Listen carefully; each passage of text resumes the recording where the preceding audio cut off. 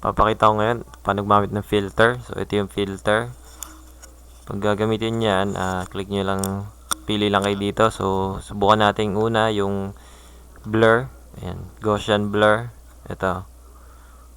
So tingnan natin kung paano to gamitin. So pag tinasan nyo yung pixels or yung radius, magiging malabo yung image.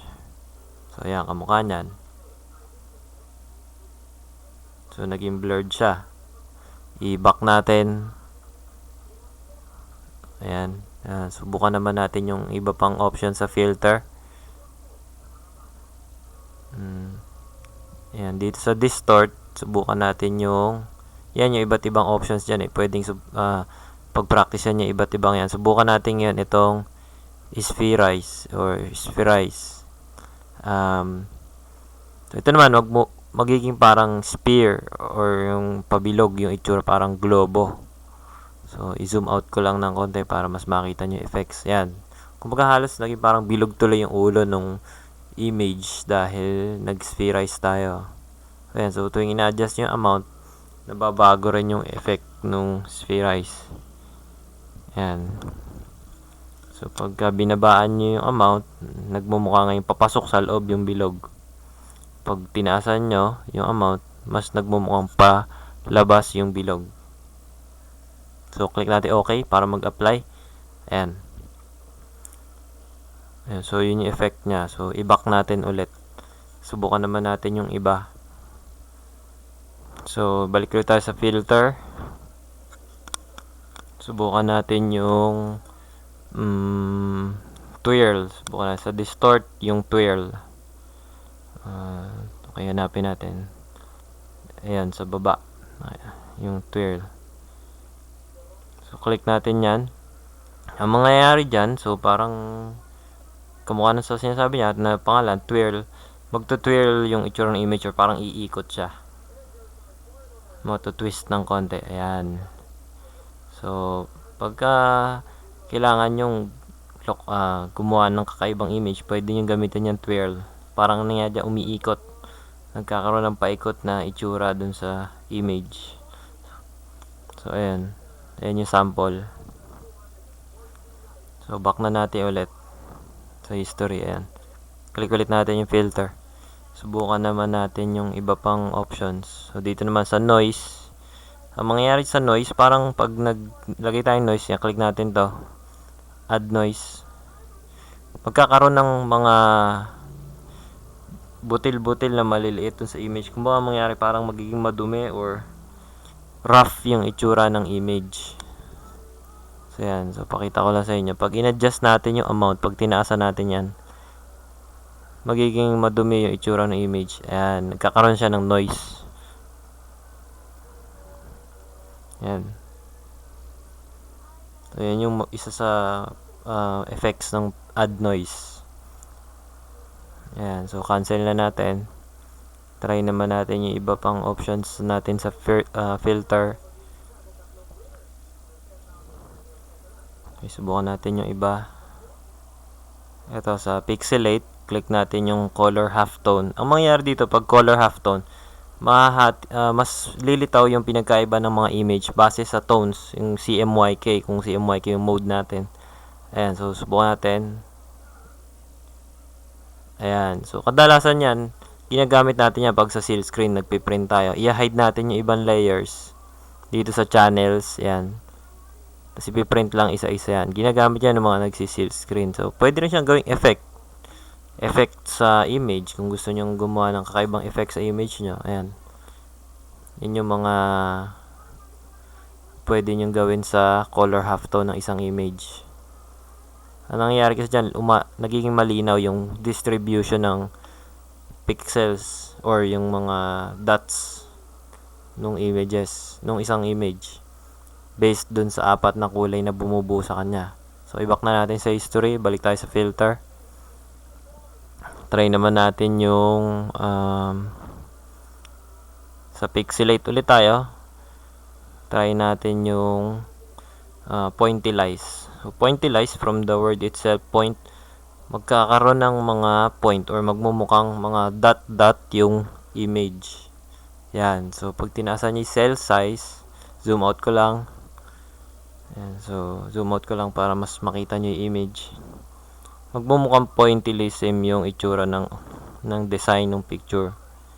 Ayan. So, hindi siya kamukha ng halftone or color halftone kasi doon, 4 na kulay ng channels yung lilitaw. Dito sa pointillism, nagiging dot lang yung itsura niya. Ayan. Okay, balik tayo ulit sa filter. Try naman natin yung iba. Okay, so subukan naman natin yung iba. Dito sa Liquify, click natin tong Liquify. Ito magandang pang-edit to ng picture pag may gusto kayong gawing pagbabago sa itsura ng image. Pakita ko sa inyo yung options. Ngayon, click natin itong parang smudge tool. Ayan, tsaka natin i-click and drag sa image. Parang smudge tool siya, mahihila or mababahiran ng brush mo yung or ng mouse cursor mo yung image. Okay, undo ko lang, Control Z para i-undo. Yan, kamukha niyan. Try nating edit tong mata gamit yung parang smudge tool. Yan, so nahihila ko yung itsura ng mata or yung sa may bandang eyelashes gamit yung tool na yan. Okay, so undo ko lang sa Control Z. Pinipindot ko lang Control Z dyan. Ayan. So nahihila ko yung itsura ng mukha niya gamit yung smudge tool sa Liquify. Okay, ayan. Ayan, di ba? Kung mapansin nyo, nagbabago yung itsura ng image gamit yung tool na yan. Kung ito yung ilong. Kung halimbawa yung ilong ay pango, pwede natin gamitin yung tool na to para parang magmukha matangos. So, kumbaga, nasa imagination lang natin kung paano gagamitin yan. Ayan. So, parang pinatulis ko yung ilong. Ayan. So, inando ko lang siya. Okay? Subukan natin dito sa bibig. Ayan. Hinabaan ko lang yung smile. Ayan. Pwede yan, halimbawa kung gusto nyo magmukhang caricature or cartoon or nakakatawa itsura ng picture, pwede nyo yan gawin. So, kahit saan namang klase ng image, pwede yan. Basta imagine nyo lang kung ano magiging itsura, kung bagay yung magiging itsura. So, click and drag lang naman yan para mapagana nyo. Hinihila lang naman natin yung itsura ng picture, yung mga parts ng picture. Ayan. Ito kumato parang pinihila ko lang yung labi para magmukhang malaki or makapal. So, ayan. Try lang natin gawing mukhang makapal yung lips. Ayan.